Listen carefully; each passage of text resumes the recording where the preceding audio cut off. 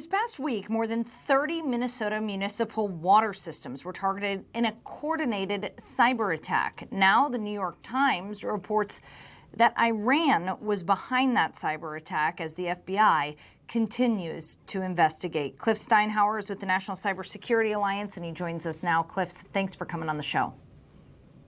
Hi, thanks for having me. Okay, so let's just start here. I mean, how is it possible that you can attack a water system, a municipal water system? Yeah, so I mean, all kinds of systems have access to the internet, and the internet is just a web of connected computers, right? So if there are, unpatched holes or open doors, people can find their way in. So no matter where you are in the world, if something's connected to the internet and it's not totally secured, then there remains the possibility that somebody can access it without authorization. Why would cyber attackers be even interested in attacking a water system, whether it was Iran or whoever it was? Well, cyber attackers have different motivations depending on, the group that's being mentioned. So usually there's financial motivation. So in the instance of something like ransomware, they may install malware that locks people out of their systems and force them to pay an amount of money to get back access to their systems. And the more critical that system is to everyday life, the more leverage the attackers have when it comes to getting people to pay. In the case of a hostile nation like Iran, for example, they may be looking to do real damage or to provide some kind of leverage in negotiations. So instead of maybe a ransom, maybe they're saying, if you don't stop doing something we don't like you doing, we might, go and impact this water system. So it's a way for basically bad guys to get leverage to further some kind of goal that they have to either cause destruction, disruption, or bring negotiating chips to the table. But what is the intended disruption? Because, like in this case, the communities didn't lose their water supply. They claimed that no drinking water was tainted. There was no reports of unsafe water supply. So what is their goal? Sometimes it's just for them to say, hey, look, this is something we have the capability to do. It's just to demonstrate that if we wanted to, we could tamper with your water supply, we could shut down your systems, we can make your lives miserable. And we want you to know that we have this capability. And that can, again, be a tool in their negotiating arsenal when it comes to looking to get leverage or different things that they want.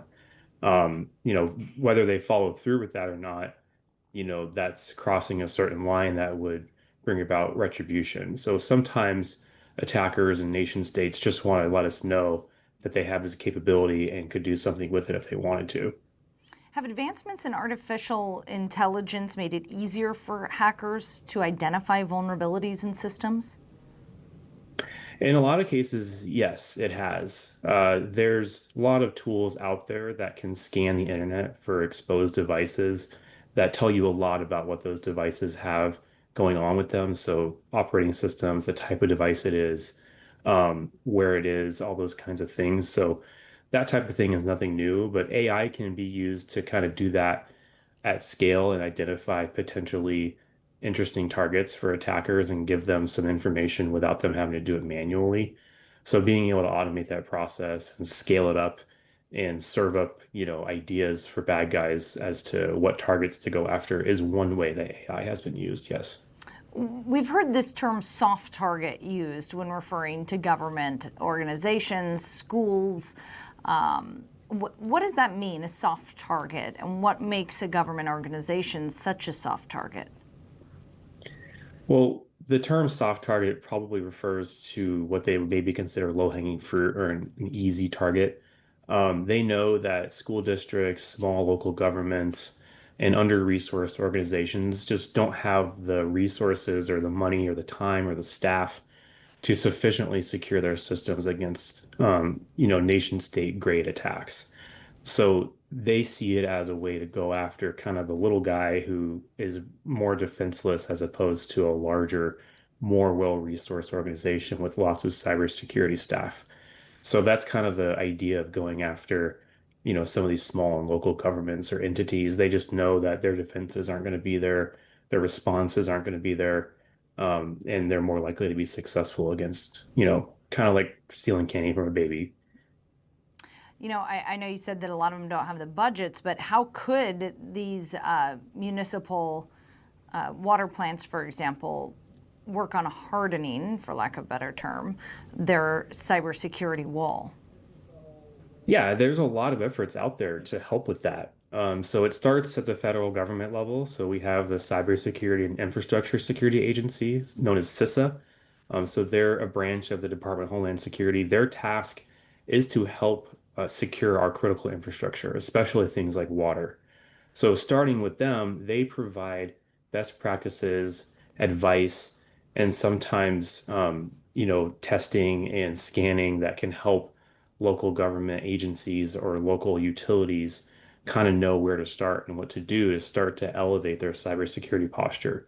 So these organizations can take advantage of that as a resource to give them a roadmap in terms of leveling up their cyber posture.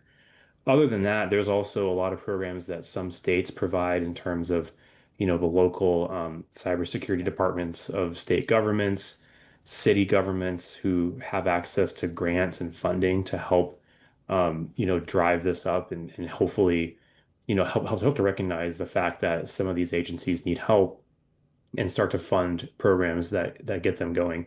And then on a broader level too, there's a lot of resources out there for free that can tell people kind of like some of the best practices for cyber hygiene, including what we do at the National Cybersecurity Alliance. We post a lot of information about basic cyber hygiene, like using strong and unique passwords, multi-factor authentication, keeping software updated, keeping systems that don't need to be connected to the internet, offline, and other types of advice that can really go a long way if you focus on it, do it well, and do proper risk assessments. So there's a lot of things out there for free that organizations can do that will actually help their cyber posture quite a bit. Will there come a day where we can protect from cyber attacks and we see an end to cyber attacks, or is it like we raise the security and they raise their technology? I mean, are these attacks here to stay? You know what? Like, that's a great question. It's kind of like, can we ever solve crime in general? I mean, I think as long as there are systems that have vulnerabilities, which is something that we've been seeing from the dawn of the internet, there's always going to be somebody out there wanting to exploit those vulnerabilities. And it's not always going to be obvious or fixable.